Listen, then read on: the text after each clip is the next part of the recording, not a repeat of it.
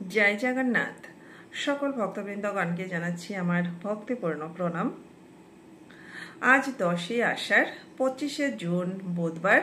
প্রতিদিনের মতো আজও সন্ধ্যাবেলা বসে পড়লাম পাঠ করতে। আজ আমি আমাদের পরম ধর্মগ্রন্থ শ্রীমদ্ ভাগবত গীতা পাঠ করব। সকল ভক্তবৃন্দগণ এই পবিত্র গীতা পাঠ অবশ্যই শ্রবণ করুন এবং সকলকে উৎসাহিত করুন।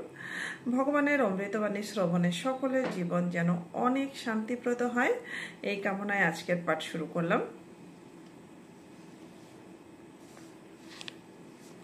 আজকের পবিত্র শ্লোকটি হল তস্মাদশক্তঃ সততং কার্যং কর্ম সমাচর অশক্ত হ্যাচরণ কর্ম পরমাপ্নোতি পুরুষ।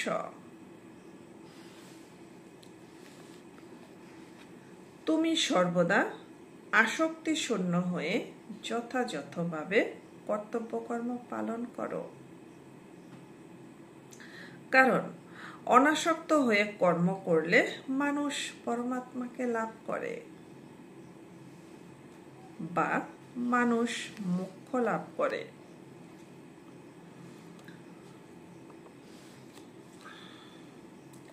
আগের শ্লোকে ভগবান বলেছেন যে সিদ্ধ মহাপুরুষদের নিজেদের জন্য কোনো কর্ম করার কোনো প্রয়োজন না থাকলেও লোক সংগ্রহের উদ্দেশ্যে তাদের দ্বারা কর্ম সংগঠিত হয়।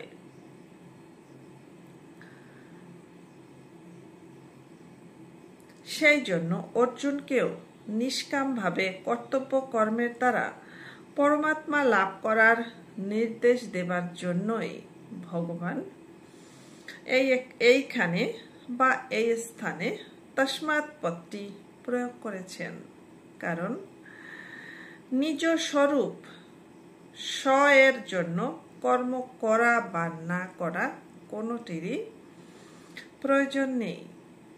কর্ম সর্বদাই পরের বা অন্যের জন্য হয়, স্বয়ের জন্য নয়।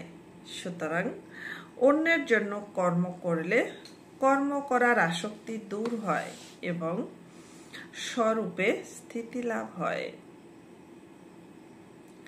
নিজ স্বরূপ থেকে বিজাতীয় পদার্থের প্রতি আকর্ষণকেই বলা হয় আসক্তি।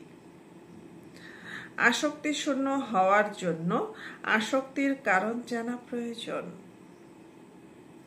আমি শরীর এবং শরীর আমার, এরূপ মনে করলে শরীর ইত্যাদি বিনাশশীল পদার্থগুলির গুরুত্ব হৃদয়ে ছাপ ফেলে।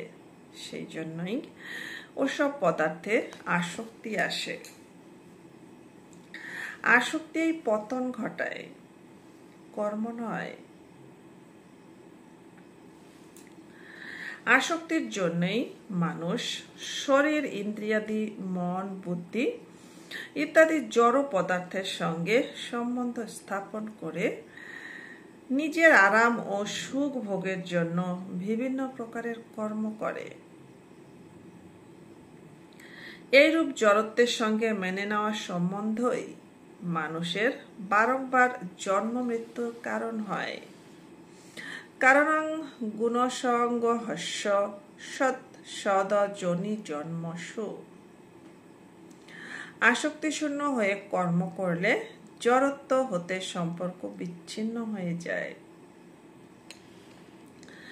জগৎ হতে প্রাপ্ত সামগ্রী শরীরাদি দ্বারা আমরা কাজ আজ পর্যন্ত কেবলমাত্র নিজেদের জন্যই কর্ম করেছি। আবার বলছি, জগৎ হতে প্রাপ্ত সামগ্রী শরীরাদি দ্বারা আমরা আজ পর্যন্ত কেবলমাত্র নিজেদের জন্যই কর্ম করেছি। সেইগুলি নিজেদের সুখ ভোগ এবং সম্পদ সংগ্রহের কাজে লাগিয়েছি। সেই জন্য আমরা এই জগতের ঋণে আবদ্ধ। সেই ঋণ শোধ করার জন্য শুধুমাত্র জগতের হিতার্থে কর্ম করা অত্যন্ত আবশ্যক। নিজের জন্য ফলের আকাঙ্ক্ষা নিয়ে কর্ম করায় পুরাতন ঋণ শোধ তো হয়ই না, উপরন্তু আমাদের বারংবার নতুন ঋণের উৎপত্তি হয়ে যায়। ঋণমুক্ত হবার জন্য আমাদের বারংবার জন্মগ্রহণ করতে হয়। শুধুমাত্র অপরের হিতার্থে সমস্ত কর্ম করলে পুরনো ঋণ শোধ হয়ে যায় এবং নিজের জন্য কিছু না করলে বা কিছু আশা না করলে নতুন ঋণ উৎপন্ন হয় না। এইভাবে পুরনো ঋণ যখন শেষ হয় এবং নতুন ঋণ উৎপন্ন হয় না, তখন আবদ্ধ হওয়ার কোনো কারণ না থাকায় মানুষ সত্যই মুক্ত হয়ে যায়। কোনো কর্মই চিরকালের জন্য স্থায়ী হয় না, কিন্তু আসক্তি চিরকাল থেকে যায়। সেই জন্য ভগবান সততম আসক্ত পদের দ্বারা চিরদিনের মতো আসক্তিশূন্য হতে বলেছেন। সাধকের মনে এরূপ কথা চিরকাল জাগরুক থাকা প্রয়োজন যে আমার কখনো আসক্ত হওয়া উচিত নয়। সবসময় আসক্তি শূন্য থেকে যে বিহিত কর্ম সামনে আসে কর্তব্য মনে করে তা করে ফেলা উচিত। উপরিউক্ত পদটির এই হলো ভাবার্থ। প্রকৃতপক্ষে কারো অন্তরে এই আসক্তি চিরস্থায়ী হয় না।